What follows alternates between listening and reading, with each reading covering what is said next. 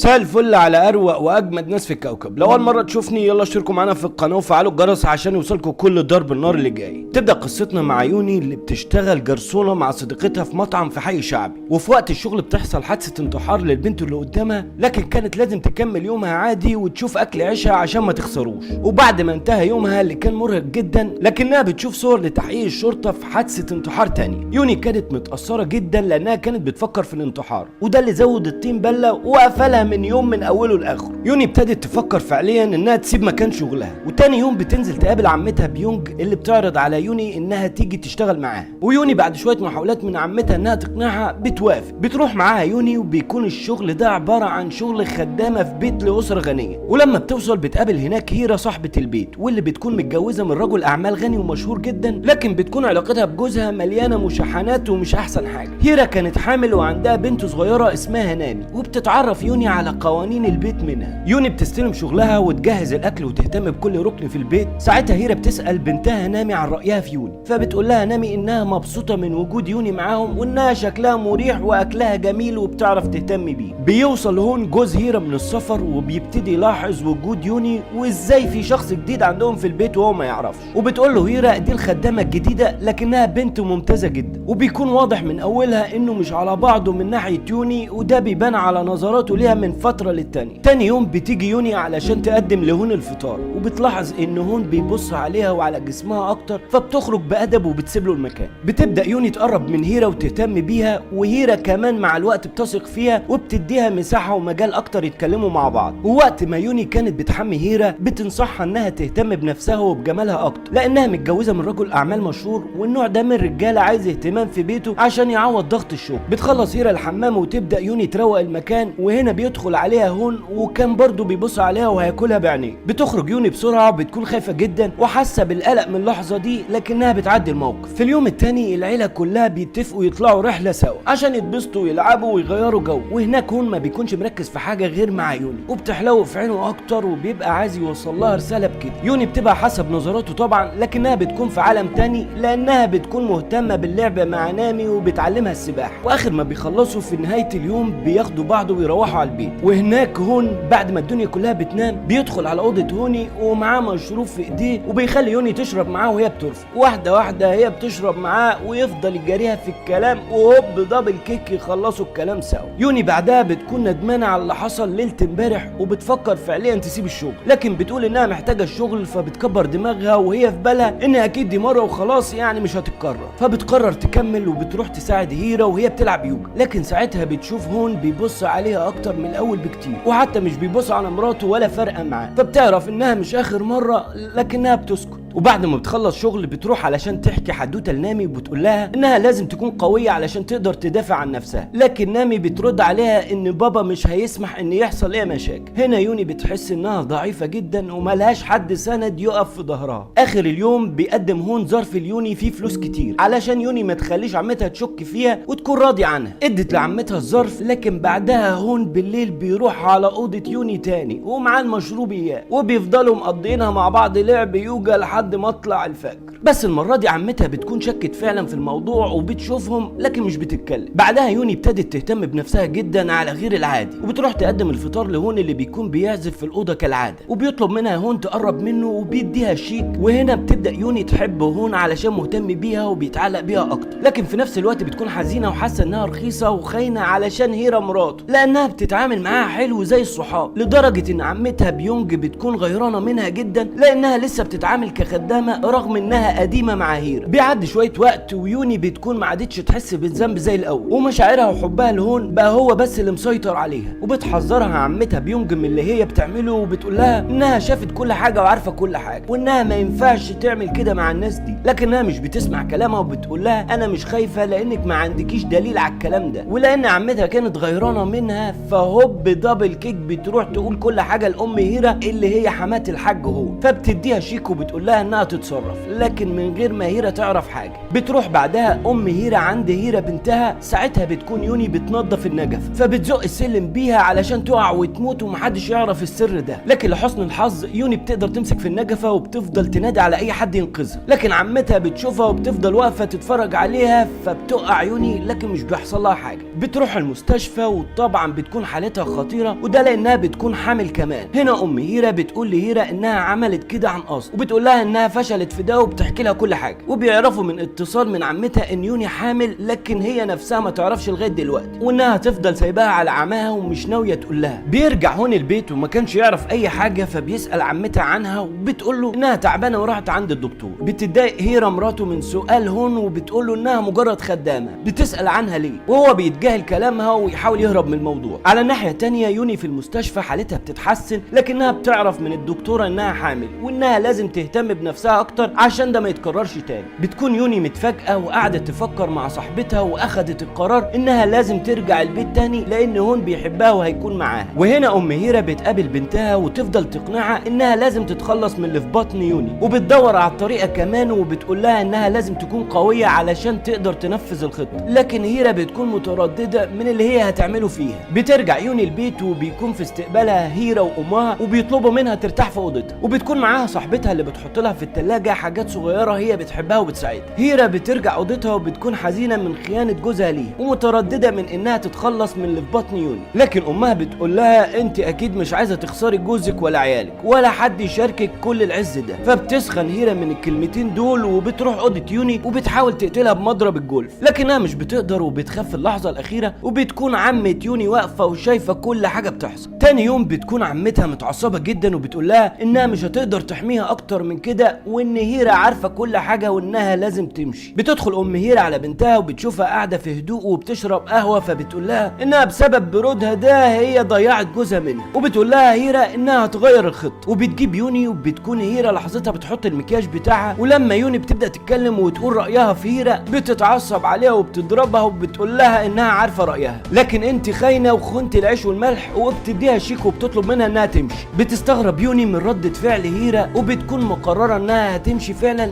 لكن عمتها بتوقفها وبتقول لها انها عندها فرصه انها تبقى ست البيت دلوقتي، وانها لازم تستنى هون يرجع لانه بيحبها ومتعلق بيها، فبتقرر تقعد. بعدين في الوليه دي يا جدعان بعدها بتيجي نامي البنت الصغيره بتقول ليوني انها بتحبها اكتر من امها وانها مش عايزاها تمشي. بتفرح يوني وبتحس بانتصار كده، وبتفكر في انها ممكن تعمل عيله مع هون ونامي واللي في بطنها. وفي تاني يوم بتكون هيرا في اوضه يوني وبتحط لها عصير في الثلاجه، لكن عمتها بتشوفها وهي خارجه من الاوضه وبتقول لها هيرا وهي متوتره رواق الفوضى دي. وبتكون هيرا رايحه تولد، وبتكون بيونج مبسوطه انها تتخلص من هيرا شويه. بيرجع هون من السفر وبيروح يحضر في المستشفى، وساعتها بتعرف يوني ان البيت فاضي، فبتحاول تهرب لانها خايفه، لكنها بتفشل والحرس بيرجعها البيت تاني. وبتسال عمتها وهي خايفه ومتعصبه عن الحرس اللي رجعها، لكنها بتقول لها ايه دي اوامر هون. وبتولد هيرا توأم، وبيكون هون فرحان جدا، لكن هيرا بتكون زعلانه منه ومش بتقبل يقرب منها، فبيتضايق من تصرفاتها معاه. وهناك في البيت يوني بتكون في اوضه هيرا وبتشرب العصير اللي كان في الثلاجه اللي كانت هيرا حاطه فيه السم. وفجاه يوني بتتعب وبتحس بالالم، وبيرجع هون البيت وهو متعصب وبيدخل الحمام، وبتكون يوني في الحمام وبتطلب منه انه يخرج، لكنه بيقول لها انه بيحب يتفرج عليه. وبتتعب يوني وبتبدا تنزف من بقها، وكمان بتكون بتسقط. كل ده وعمتها هون واقفين بيتفرجوا عليها ومش بتصعب عليه حتى. وبتتصل عمتها بام هيرا اللي بتجيب دكتوره البيت وتيجي عشان تخليها تتخلص من الجنين اللي في بطنها. وبيكون هون بيعزف في اوضته في مشهد دراماتيكي خزعبلي حزين، وبتدخل عليه ام هيرا وبيشكرها انها بتساعده كل مره انه يتخلص من المشاكل اللي بتحصل معاه. وهنا بنعرف ان على طول بيعمل علاقات مع الخدامات وانه مش جديد عليه الموضوع ده. وبتروح يوني المسكينه المستشفى وبتكون حزينه جدا على اللي حصل لها، وانها كانت فاكره ان هون بيحبها، وبتكون عمتها معاها وحاسه بالذنب وبتحكي كل حاجه معاها، وانها كانت فاكره انها كده بتساعدها وانها هي السبب في اللي حصل ده كله. بتنهار يوني وبتضرب عمتها وبتقول لها انها تنتقم منهم كلهم، لكن عمتها بترد عليها انها تخليها تدخل البيت وتساعدها بس تسامحها. وبعد ما يوني يوني بتسترد صحتها بتكتب رسالة لصاحبتها وبتقول لها انها الانسانة الوحيدة الطيبة اللي شافتها في كل حياتها، وانها حطت لها فلوس باسمها في البنك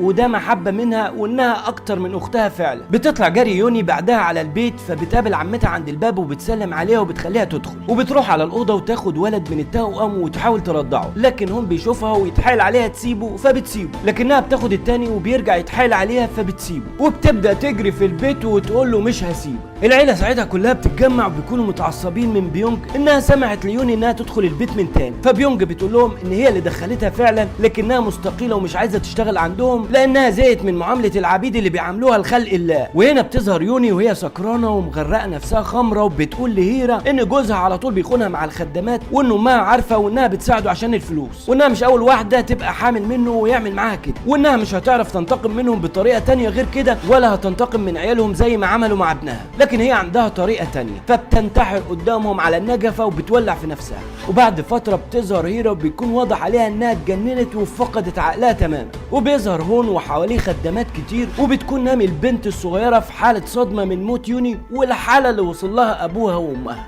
ولغايه هنا يا صديقي ينزل تتر فيلمنا، ما تنساش تسيب لي رايك الجميل في كومنت كالعاده، ونحاول نجدد ان شاء الله نفرفش الدنيا الفتره الجايه شويه بدل الكآبه دي. لكن في الاخر لايك يا جماعه للفيديو، واستناني الفيديوهات اللي جايه عشان هتنزل كلها ضرب نار.